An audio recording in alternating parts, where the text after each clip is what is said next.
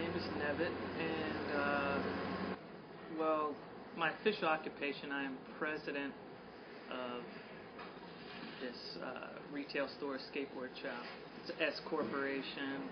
I don't know a whole lot of the ins and outs of the business side of it, but I'm the president. My partner, her name's Amy, and she's a lot better at all the,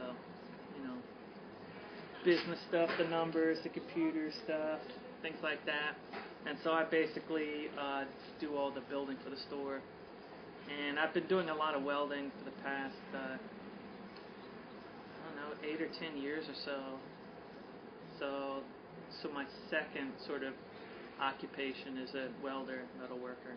I do a lot of like side jobs when the store is sort of a little slow or whatever.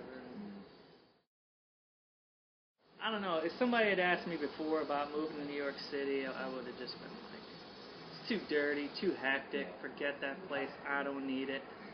But I just worked out that I don't know, New York was the only place where I had enough skills to make a decent living. When I first moved to this neighborhood, like, jumping in dumpsters and stuff was like the best. It was like gold mine. It's crazy the stuff that people will throw out in New York. I just didn't see any other neighborhoods where you could find like this, like a large ground floor space, roll-up gate where you could get deliveries, move stuff out easily, and no one would really hassle you. Okay. I'm sure we can figure something out. Alright. Well, you can come in. Yeah.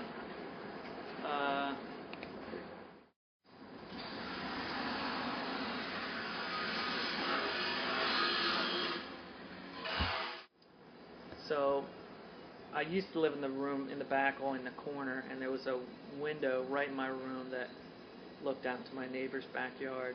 It wasn't our backyard, but still, they had trees and stuff like that, and birds, and the birds would perch near the window. My cats would get all crazy and try to chase them across the window and stuff like that. But that's another thing, you need some kind of portal to the outside, and you need to be able to see a tree or the sky or something. It doesn't have to be huge or anything, but just some small window so you know that you're not in a cave. It's hard to do and it's hard to figure out.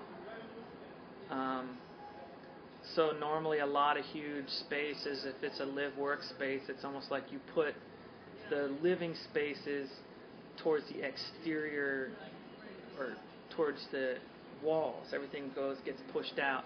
The center space is your workspace. A lot of times you kind of have to sacrifice natural light, unless it's in the front like this.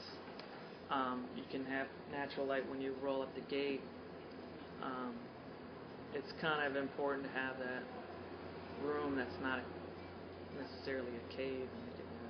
It is about soundproofing and being able to make yourself a little oasis in the space. And I don't know, it's definitely cool to have a common space,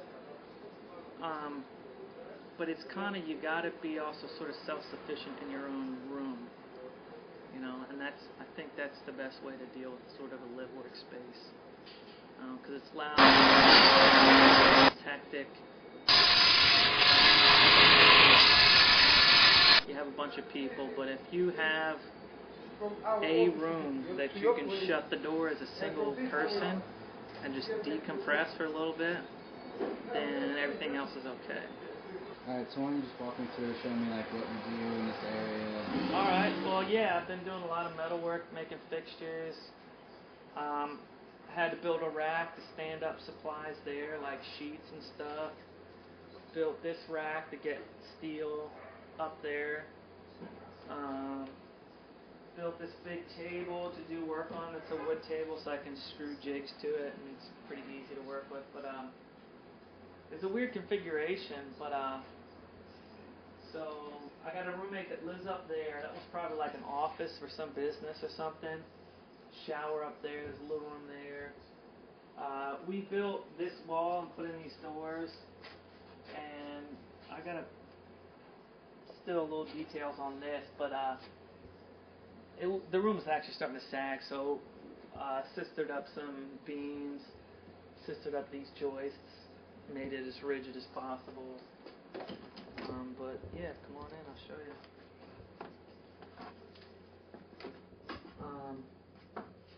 So little bathroom, little kitchen. That's where everybody stashes their bikes.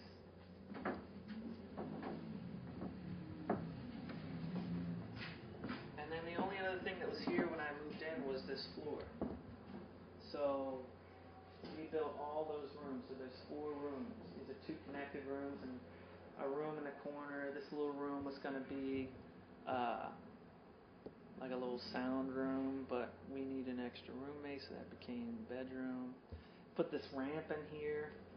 For a while we had just like a little 80s style jump ramp and like a bunch of wood leaned up against the wall, and we'd have parties and people would just get wrecked skating it. People still get wrecked skating this. We don't skate it as much, obviously, you know, it's like where we have the couches and stuff, but that was a lot of fun. Definitely an East Coast style ramp. It's real tight, real quick, and get worked on it though, but it came out pretty nice. Well, I'm now, since I'm kind of busy, I'm kind of like in a 2-3 block radius, but I kind of have like a routine of like just going down by the river, going down to the park and watching the sunset, or get a coffee in the morning. Park's only been there for like a year or so, but it's been an abandoned lot for a while. So there was people living down there, you know, we were building like ramps and skating in abandoned buildings on that abandoned lot, and I don't know, I almost think at times like the neighborhood got more use out of the abandoned lot than the park here. Because the park, you can't ride a bike, you can't bring a dog. So everybody was walking their dogs down there when people were skating there. It's kind of, given enough time, the community will kind of mold a space the way they want it if you leave it up to them. It's not graffiti to us. Most of the stuff on the door was all stuff friends of ours had done. So it was like, you know, every little bit of graffiti was somebody that I knew or whatever. But so my roommate just painted a bunch of cool colors along the roll-up gate. And you can still see a little bit of these 2 big monsters that were on there. My friend painted these 2 big monsters and a giant number 5.